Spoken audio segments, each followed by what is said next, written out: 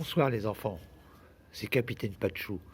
Comme vous le voyez, il fait nuit, je suis dans mon campement, je viens de terminer mon repas, mon souper, du caribou bouilli avec des baies sauvages. Je m'apprête à aller me coucher, mais avant ça, je voudrais vous raconter ma soirée d'hier soir. Voilà, hier soir, tranquillement, je me couche vers 23 heures. Je me mets dans mon sac de couchage, je m'endors. Vers 3 heures du matin, j'entends un bruit. Des fourrés qui bougent, des grognements et quelque chose qui griffe la terre près de ma tente. Je me dis à tous les coups, c'est un ours qui vient terminer les restes de mon repas. Je me lève, j'ouvre la fermeture éclair de ma tente et je les vois. 4 ours. Un grand mâle, monstrueux, un balèze, une femelle et 2 petits, en train effectivement de manger mes restes près de mon feu de camp. Je me dis, allez, je vais quand même pas laisser faire ça, je vais aller les voir. Je sors de ma tente et je m'adresse au grand mâle. Je lui dis, hé, dis donc toi, ça ne te gêne pas de manger mes restes et de tout fiche en l'air dans mon campement? Oh là, il se met en colère, se lève sur ses pattes arrière et commence à grogner en faisant... Sa femelle me regarde et me dit, mais vous ne seriez pas le capitaine Pachou? Je dis, en effet. Je vous rappelle que je comprends le langage des animaux et que la langue ours n'a pas de secret pour moi. Je lui dis, effectivement, je suis le capitaine Pachou, madame. Les petits arrivent vers moi et me disent, oh, capitaine Pachou, raconte-nous une histoire, raconte-nous une histoire.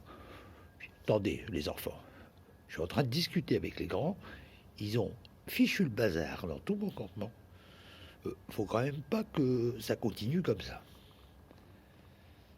La mère me regarde avec des yeux pleins de gentillesse et me dit, allez, capitaine Pachou, pour les petits, vous êtes leur héros. Je dis, d'accord, maman ours.